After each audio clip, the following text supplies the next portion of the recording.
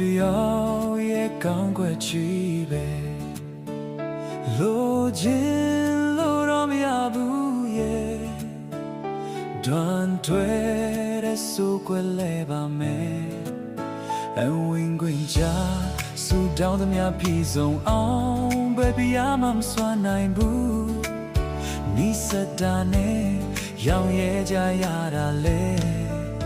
မင်းအသေးပါပဲ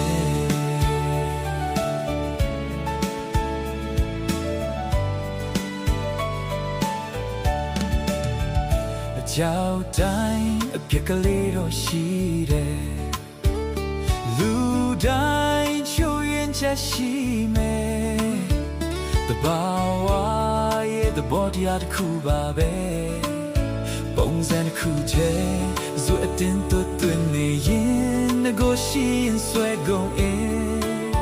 ပျက်စီးမဲ့အရေးပြန်ငယ်ကွက်တင်တာလေမင်းအသေးပါပဲ